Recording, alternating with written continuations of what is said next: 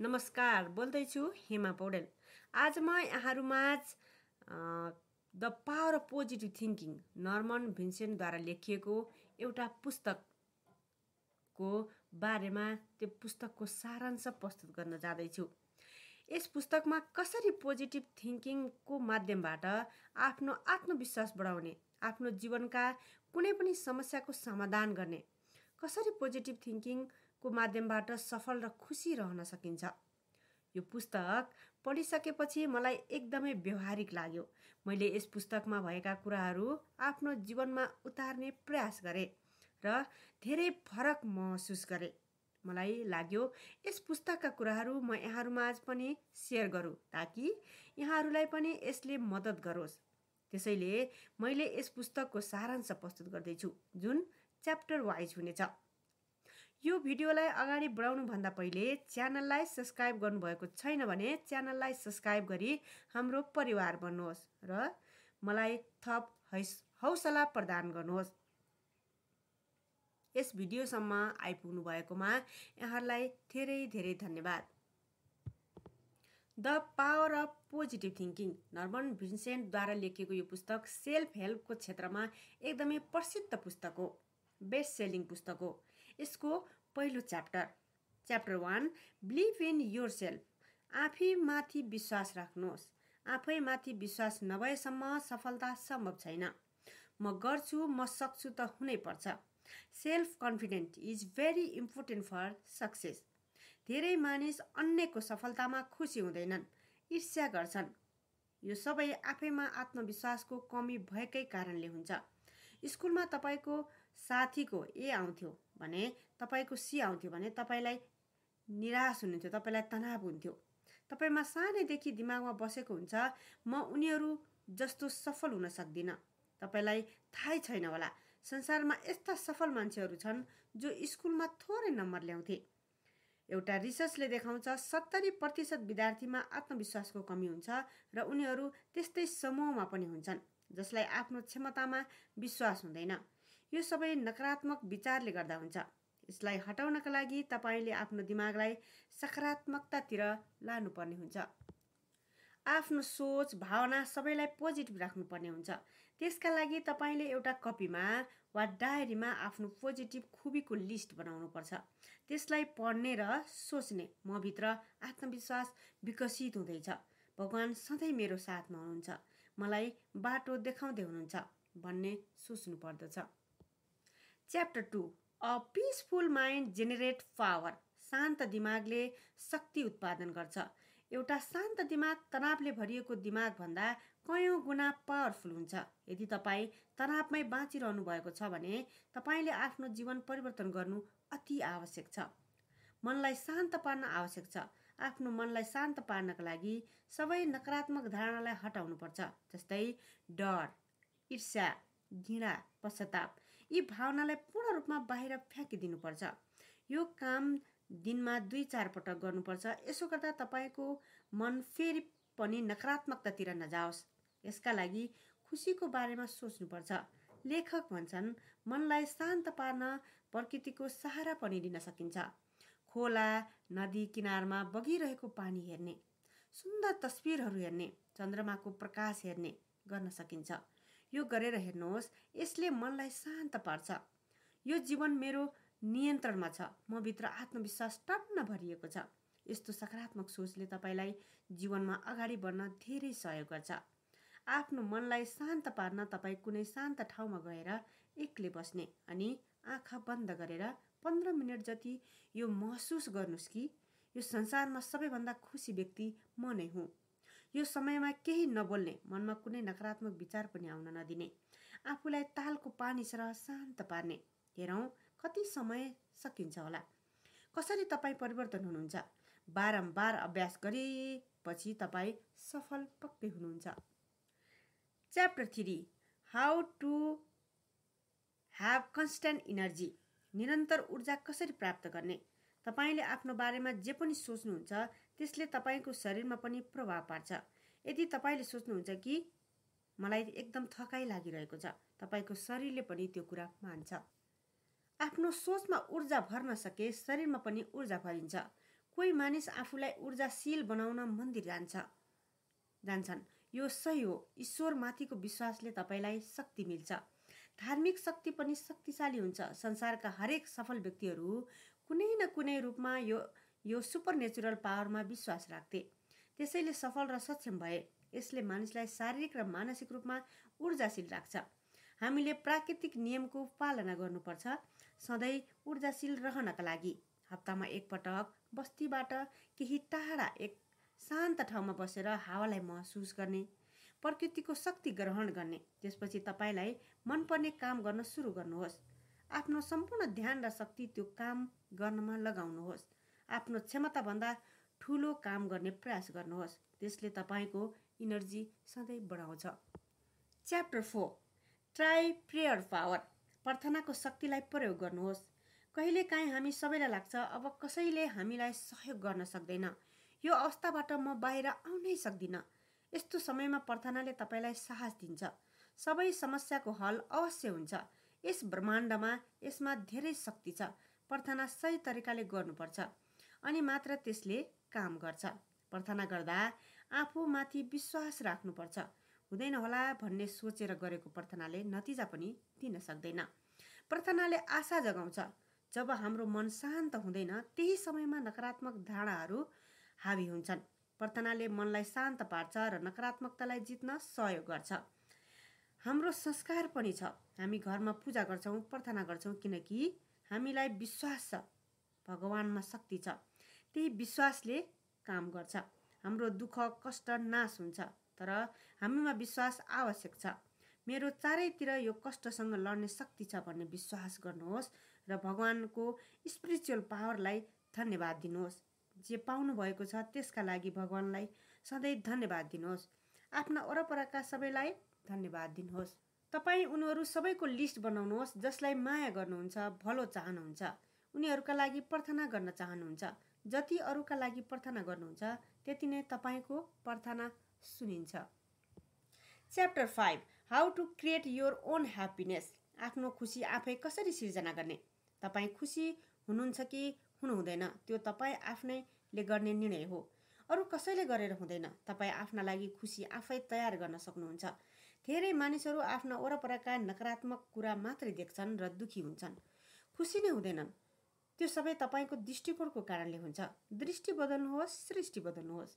वरपरको परिस्थितिमा दुखी हुनुभन्दा आशा खोज्ने, खुसी खोज्नुपर्छ। तपाईँ खुसी भएपछि तपाईँको परिवार वरपरका वातावरण आफसाफ खुसी हुन्छन्।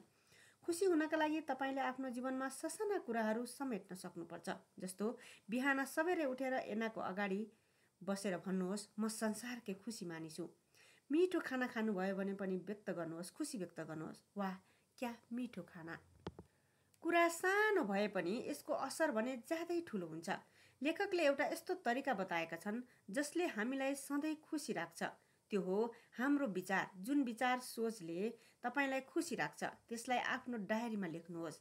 त्यसले तपाईँलाई इनर्जी दिन्छ। प्रत्येक दिन त्यस डायरीबाट एउटा विचार लिनुहोस् र दिनभरि त्यसलाई मिल्ने ठाउँमा प्रयोग गर्नुहोस् र त्यसले दिने खुसीलाई महसुस गर्नुहोस्। आफैलाई हौसला दिनुहोस् म खुसी छु, मैले चाहेको काम म गर्न सक्छु। च्याप्टर 6 स्टप फर्मिङ एन्ड फ्रेटिनिङ। डराउन र झुक्न छोडिदिनुहोस्। धेरै रिसाउँछ जो मानिस धेरै रिसाउँछ ऊ कमजोर र रोगी पनि हुन्छ। तपाईँ तब खुसी हुनुहुन्छ जब तपाईँ शान्त हुनुहुन्छ। धेरै रिसले गर्दा मानवको शरीरमा टक्सिक उत्पादन हुन्छ र ऊ कमजोर र अशान्त हुन्छ। ऊ झन् तनावमा जान्छ, निराशा बढ्छ। लेखकले भन्छन् तपाईँ जिन्दगीमा व्यस्त हुनुपर्छ, तर दिनको 24 घण्टामा 10-15 मिनट आफ्नो लागि निकालेर शान्त महसुस गर्नुपर्छ। यदि दिनमा एक पटक मात्र पनि यसो गर्नुभयो भने तपाईँलाई धेरै शान्ति फिल हुन्छ। तपाईँ कुनै नयाँ कुरा गर्ने एक्साइटमेन्ट बढ्छ तपाईँमा। आफैसँग बाचा गर्नुहोस्, अब म सकारात्मक पक्षतिर मात्र ध्यान दिन्छु, आफ्नो रिसलाई कन्ट्रोल गर्छु।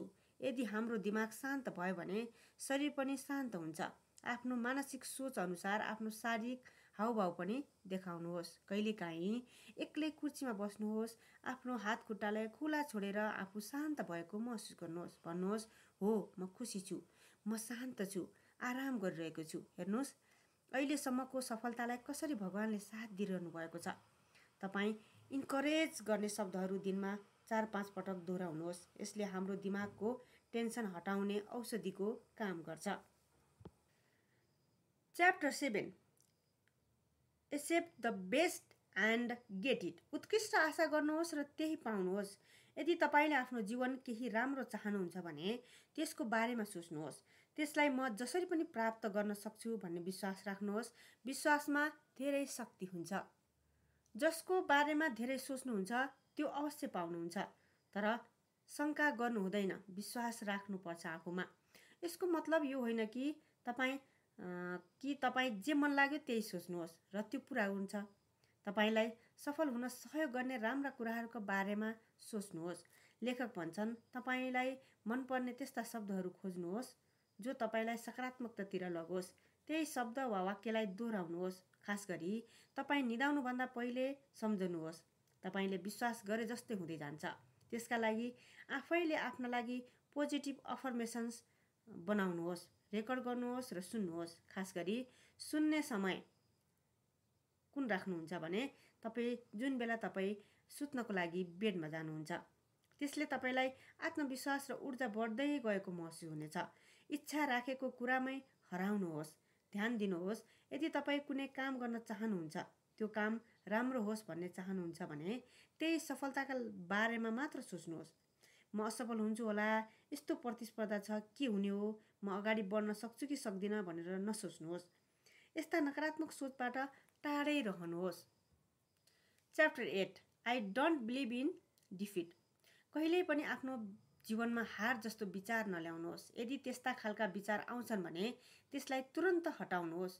यो सोच्नुहोस् कि म हार्नेवाला होइन, हार मेरो जीवनमा छँदै छैन। आफ्नो एटिट्युड पनि आफ्नो सफलतातिर डोर्याउने खालको राख्नुहोस्। कुनै बेला तपाईँको जीवनमा अप्ठ्यारा परिस्थितिहरू आउँछन्। त्यस्तो बेला हामी भाग्छौँ, तर त्यसो गर्नु हुँदैन। यो परिस्थितिको डटेर सामना गर्नुपर्छ जबसम्म त्यसले छोड्दैन। भाग्नु कुनै समस्याको हल होइन। भगवानमाथि विश्वास राख्नुहुन्छ भने तपाईँमा पनि केही न केही शक्ति हुन्छ। तर तपाईँ आफूप्रति पूर्ण विश्वस्त हुनुपर्छ। कहिलेकाहीँ नहार्ने भावनाले त्यसलाई पनि जित दिलाउँछ। Chapter 9 how to break the worry habit. चिन्ता गर्ने बानीलाई कसरी हटाउने।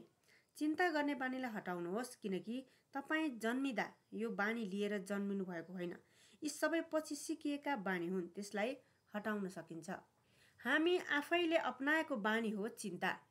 यसलाई आफैले हटाउन सकिन्छ। चिन्ता हटाउनका लागि राति सुत्नुभन्दा अघि आफ्नो दिमाग खाली राख्ने यानि चिन्ता छोडेर सुत्ने गर्नुपर्छ। आफ्ना विचारहरूलाई रोक्नुपर्छ। बारम्बार यो बोलिरहने कि मैले आफ्नो चिन्ता र डर त्यागिदिएँ, अब म ढुक्क छु भन्ने खालको भावना मनमा लिएर आउनुपर्छ। भगवानले मलाई पक्कै साथ दिनुहुन्छ। यस पुस्तकका लेखक भन्छन्, यो दोहोऱ्याउँदा धेरै राम्रो नतिजा प्राप्त हुनेछ। दिमागमा साहस, विश्वास जस्ता शब्दले भर्नुपर्छ। चिन्ता शक्तिशाली हुन्छ, हामीमाथि हावी हुन सक्छ। आफ्नो डर र चिन्तालाई जितेर त्यसको विरुद्धमा उभिनुपर्छ। यसका लागि लेखकले केही उपाय बताएका छन्। पहिलो, आफैलाई भन्ने चिन्ता एउटा मानसिक भाव मात्र हो, यसलाई परिवर्तन गर्न सकिन्छ। दोस्रो, प्रत्येक दिन बिहान उठेर भन्ने मलाई म आफूप्रति पूर्ण विश्वास छ। तेस्रो, म र मेरो जीवन मेरो र भगवानको हातमा छ। जस्तोसुकै परिस्थिति आए पनि म चिन्ता लिदिनँ, डराउँदिनँ। जे भइरहेको छ राम्रैको लागि भइरहेको छ। चौथो, म सो काम गर्न सक्दिनँ कहिल्यै नभन्नुहोला, म अवश्य यी काम गर्न सक्छु भन्ने कुरा आफूसँग गर्ने। र पाँचौं, आशावादी र सकारात्मक साथी सङ्गत बनाउने। Chapter 10 power to solve personal problems. लेखक भन्छन्, यदि तपाईँ आफ्नो समस्याको समाधान चाहनुहुन्छ भने भगवानलाई आफ्नो साथीको रूपमा हेर्नुहोस्। जटिल समयमा भगवान नै सबैभन्दा नजिक महसुस हुन्छ हामीलाई। भगवान हामीले देखेका त छैनौँ, तर विश्वास छ माथि कुनै चमत्कारी शक्ति हुन्छ जसले हामीलाई चलाएको छ। त्यसैले विश्वास राखेर आफ्नो पाइला अगाडि त बढाउनै पर्छ। जसरी हामीले आफ्नो दुःख पीडा आफन्तसँग भन्छौँ, त्यसै गरी त्यो अदृश्य शक्तिसँग पनि कुराकानी गर्नुहोस्। तपाईँ समस्याको समाधान नजिकै छ भन्ने विश्वास राख्नुहोस्। आफूलाई ध्यान योगको माध्यमबाट शान्त राख्नुहोस्। समयले पनि समाधान दिन्छ, विश्वास राख्नुहोस्। आफ्ना कठिनाइहरूलाई एउटा कागजमा लेख्नुहोस्, माथिबाट मेट्दै जानुहोस्। यसले तपाईँको आत्मविश्वास बढ्छ र आफ्ना व्यक्तिगत समस्याको समाधान निकाल्न तपाईँ सफल हुनुहुन्छ। Chapter 11 inflow of new thoughts can remake you. तपाईँको दिमाग विचारहरूको केन्द्र हो। हरेक दिन हामी केही नयाँ सोच्छौँ। आफ्ना विचारलाई बाहिर आउन दिनुहोस् र सामना गर्नुहोस्। आफ्नो पेसा, व्यवसाय र परिवारको बारेमा आशावादी बन्नुहोस्। यही काम कठिन परिस्थितिले भए पनि सकारात्मक विचार नै राख्नुहोस्। बोल्दा पनि सकारात्मक कुराहरू मात्र बोल्नुहोस्। आफ्नो इनर्जी बढाउनुहोस्, विवादमा नफस्नुहोस्। यदि तपाईँको विचार मागिएको छ भने पनि राम्रा कुराहरू नै दिनुहोस्। यसले दुवै पक्षलाई फाइदा दिन्छ। हरेक प्राप्त गरेको सहयोगका लागि धन्यवाद दिनुहोस्। आफूलाई बदल्न चाहनुहुन्छ भने पहिला आफ्नो विचार बदल्नुहोस्। आफूलाई मनपर्ने काम गर्नुहोस्। पहिलो, मानिसहरूको नाम याद गर्न सिक्नुहोस्। यो महत्त्वपूर्ण हुन्छ। दोस्रो, एक साधारण व्यक्ति बन्नुहोस् कि तपाईँसँग कुराकानी गर्न सबैलाई सहज अनुभव होस्। तेस्रो, घमण्डी नबन्नुहोस्। चौथो, इमान्दार रहनुहोस्। पाँचौँ, अरूलाई मन पराउनुहोस्। छैठौँ, अरूको काममा प्रशंसा गर्नुहोस्। 13 how to draw upon that higher power. उच्च शक्तितिर कसरी आकर्षित हुने। लेखकले लेख्छन्, यदि हामी भगवानसँग केही माग्छौँ र पाउँदैनौँ भने हामीभित्र नकारात्मक भावना पलाएर आउँछ। यो सोच्दैनौँ कि हाम्रो माग्ने तरिका वा प्रार्थनामा केही गल्ती भयो कि हो। त्यस्तै गरी यदि हामी कुनै काममा असफल भयौँ भने चिन्ता लिएर अतालिनुभन्दा आरामले सोचेर विचार गर्ने कि कहाँनिर गल्ती भयो त, कसरी सुधार गर्ने भन्नेतिर सोच्नुपर्ने हुन्छ। त्यो समयमा आफूसँग भएको कुराका लागि खुसी हुनुहोस्। आफूमाथि विश्वास राख्नुहोस्। मसँग असीमित शक्ति छ। म यो समस्याबाट जसरी पनि पार पाउनेछु। यो शक्तिलाई कसरी आकर्षित गर्ने भन्ने विषयमा लेखकले केही सुझावहरू दिएका छन्। पहिलो, सधैँ आशावादी र सकारात्मक सोच राख्नुहोस्। म किन हार्छु? आफू र भगवानसँग प्रश्न गर्नुहोस् र जवाफ जान्ने प्रयास गर्नुहोस्। सोच्नुहोस्, मैले जवाफ पाउँदैछु, भगवानबाट शक्ति प्राप्त गर्दैछु। खुसी, स्वास्थ्य, रोग, कमजोरी, घृणा सबै विचार त्याग्नुहोस्। सुपर पावर प्राप्त गरेपछि यी सबै कुरा त गौण हुन्छन्। हरेक समस्याको समाधान तपाईँसँग हुन्छ। अब यस पुस्तकमा भएका सबै महत्त्वपूर्ण कुराहरूलाई म एकपटक दोहोऱ्याउन जाँदैछु। 1 नम्बरमा, आफूमाथि विश्वास नभएसम्म हामी जीवनमा सफल हुन सक्दैनौँ। कति महत्त्वपूर्ण कुरा। दोस्रो, शक्तिशाली बन्न चाहनुहुन्छ भने त्यो काम गर्नुहोस् जुन काममा तपाईँ साह्रै रुचि राख्नुहुन्छ। तेस्रो, आफ्नो रिसलाई नियन्त्रण गर्नुहोस् किनभने रिसले तपाईँलाई शारीरिक र मानसिक दुवै रूपमा कमजोर बनाउँछ। चौथो, यदि जीवनमा केही राम्रो पाउन चाहनुहुन्छ भने त्यसको बारेमा सोच्नुहोस् र महसुस गर्नुहोस्, म अवश्य त्यो चिज हासिल गर्न सक्छु। पाँचौँ, समस्यासँग नभाग्नुहोस्, बरु डटेर सामना गर्नुहोस्। तबसम्म लड्नुहोस् जब समस्याले तपाईँलाई छोड्दैन।